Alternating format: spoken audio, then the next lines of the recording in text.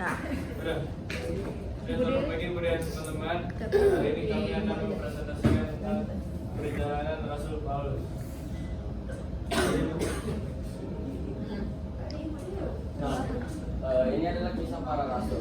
Kisah para rasul merupakan salah satu kitab di Alkitab yang sangat penting. Kisah para rasul terletak di Perjanjian Baru yang berisi tentang pertama kali terbentuknya gereja Kristen serta pertumbuhannya sampai pertengahan Masehi. Jadi kisah para rasul ini ditulis oleh Rasul Lukas.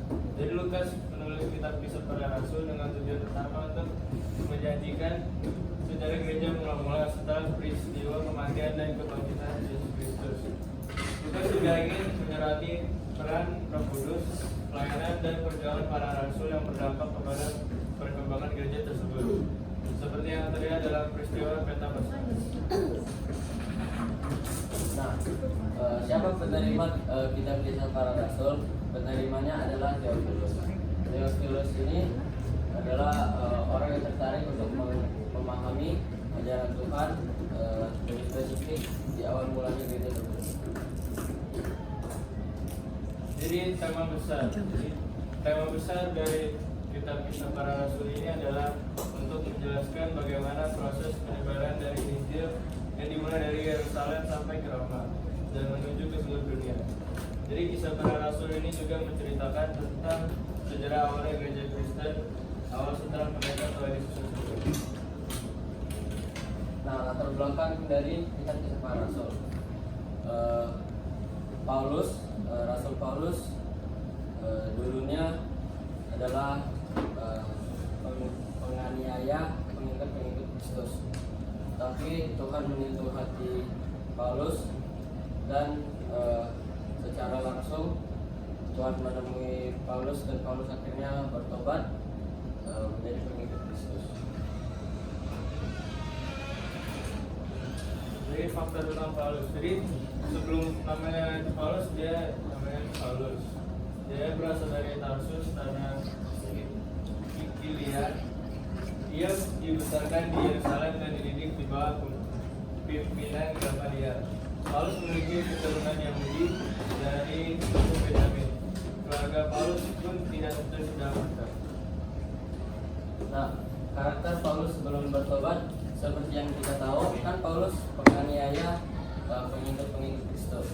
Artinya hatinya keras dan dia sangatlah jahat dan tajam karena dia tega untuk menganiaya pengikut Kristus. Jadi karakter Paulus setelah bertobat. Jadi sebelumnya dia menganiaya pengikut Tuhan, dia bertobat.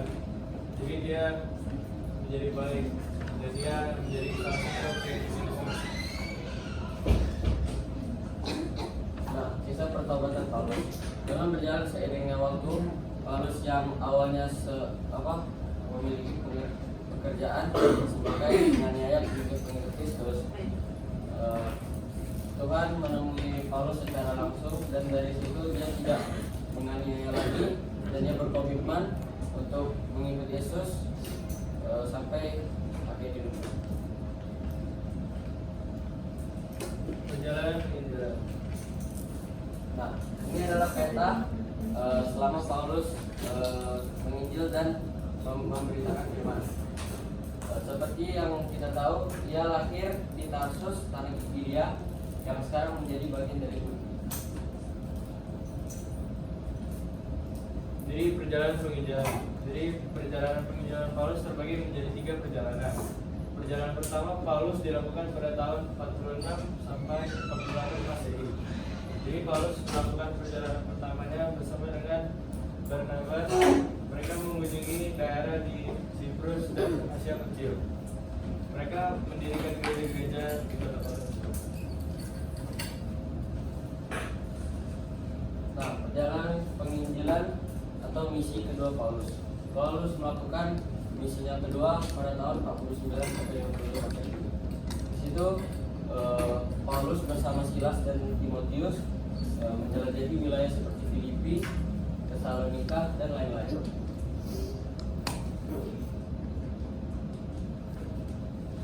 Jadi perjalanan misi ketiganya itu dilakukan pada 53 sampai 57 Masehi. Di perjalanan ini Paulus kembali ke beberapa tempat yang sebelumnya telah dia kunjungi. Dan pada perjalanan yang ini Paulus menulis surat-suratnya yang lain. Peranan Roh Kudus. Jadi peranan Roh Kudus dapat dibaca dalam kitab para rasul, bahwa Roh Kudus telah memberitahu Paulus bahwa ia akan pergi ke Yerusalem dan ia akan dipenjarakan. Paulus sudah menjadi orang yang percaya Tuhan. Ia pun mengikuti apa yang Roh Kudus telah berbicara kepadanya. Ia juga sudah banyak bersaksi dan memberkati orang banyak. Dan itu semua dari Roh Kudus. Roh Kudus memberi hikmat kepada Rasul Paulus sehingga ia menjadi pribadi yang luar biasa. Surat-surat atau kitab yang ditulis Paulus. Roma, yang pertama dari Roma, 1 Korintus, 2 Korintus, dan Galatia. Jadi Roma telah disusun oleh Rasul Paulus untuk menjelaskan bahwa keselamatan itu hanya di dalam nama Yesus. 1 Korintus ditulis Paulus untuk menggenapi hukum-hukum Musa sebelumnya. Lalu yang ketiga ada Galatia, masih berhubungan dengan kitab 1 Korintus yang memiliki tujuan agar kita sadar bahwa kita bukan dibenarkan melalui hukum Musa, tidak dibenarkan karena Tuhan menyelamatkan kita. Lalu yang terakhir ia menulis 2 Korintus sebagai rasa ucapan syukurnya kepada Tuhan. Jadi berikutnya ada kitab Efesus, Filipi, Kolose 1 dan 2, Tesalonika. Efesus yang ditulis Paulus bertujuan untuk menekankan rencana Tuhan serta nasihat, perintah, dan himbauan untuk hidup dalam Kristus. Dan tujuan Paulus menulis kitab Filipi adalah untuk mengajarkan bahwa pertentangan yang dia alami dalam melayani Tuhan termaksud penjaraannya telah memajukan perkara Injil. Dalam kitab Tesalonika 1, Rasul Paulus ingin meluruskan kesalahpahaman yang ada dalam jemaat mengenai ajaran pengudusan hidup adalah kehendak Allah demi kehidupan mereka. Dan di dalam kitab 2 Tesalonika dia ingin meyakinkan bahwa kedatangan Yesus yang kedua masih akan terjadi, menangkal ketakutan akan tertinggal. Nah, Paulus juga menulis 1 Timotius dan 2 Timotius. Di kitab 1 Timotius, Paulus menulisnya pada tahun 63 sampai 65 Masehi. Surat ini dituliskan untuk Timotius, yaitu seorang rekan Paulus yang kalau dilihat dari sebelumnya yang melakukan banyak perjalanan bersama. Lalu yang kedua adalah 2 Timotius. Paulus menulis 2 Timotius pada tahun 66 sampai 67 Masehi. Dan surat ini ditujukan untuk memberikan nasihat terakhir kepada Timotius.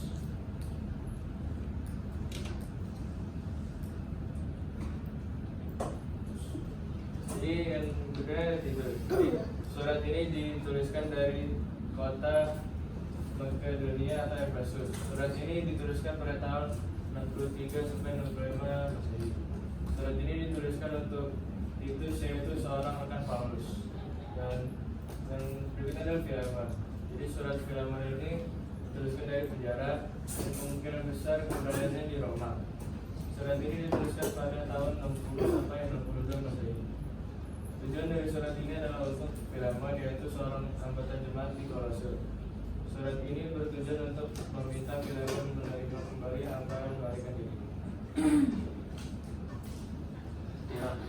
Paulus juga menulis Kolose dan Ibrani. Dari kitab Kolose, Paulus menulisnya bertujuan untuk menentangkan ajaran-ajaran palsu di Kolose dengan menekankan keilahian dan kemegahan dalam Tuhan Yesus. Yang terakhir adalah Ibrani. Surat Ibrani yang Paulus tulis berbicara tentang keimaman dan korban Kristus, di mana Paulus menjelaskan bahwa Tuhan Yesus yang berkuasa dan keimaman dalam Kristus lebih tinggi, lebih baik, dan bersifat rohani. Jadi komitmen dan konstruksi saya dari cerita Paulus adalah saya belajar untuk menjadi lebih teladan lagi, dan saya bisa belajar untuk melakukan segala sesuatu hal dengan tekun dan serius. Dan saya ingin berkomitmen bahwa saya ingin melakukan semua hal dengan tekun dan serius berkaitan.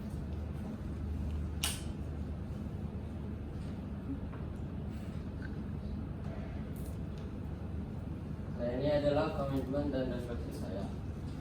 Dari kisah Rasul Paulus, saya belajar bahwa tidak ada kata terlambat untuk bertobat dan percaya akan Tuhan. Nah, seperti yang kita tahu, Paulus kan awalnya pekerjaannya adalah menganiaya Tuhan Yesus. Tapi walaupun pekerjaannya sangat kejam, dia tetap mau berubah.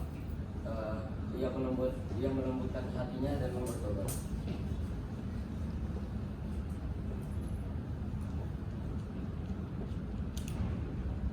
Terima kasih Ude dan teman-teman sudah mendengarkan presentasi dari kami. Dan sekarang kami akan memberikan sebuah pantun.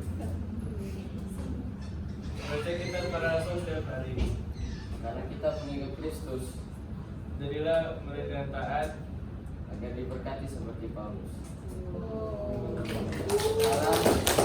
Sekarang kami akan mempersembahkan lagu untuk Tuhan berjudul Bawa Sentuh Hatiku.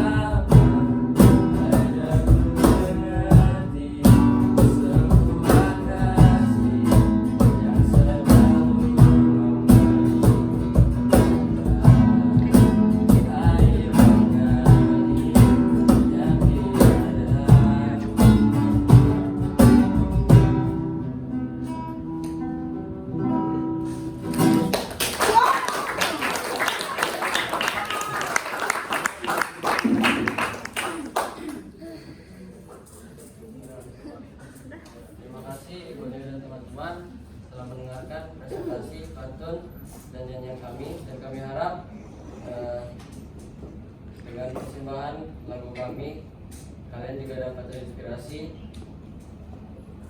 dan mau melembutkan hati kalian supaya kalian bisa bertobat.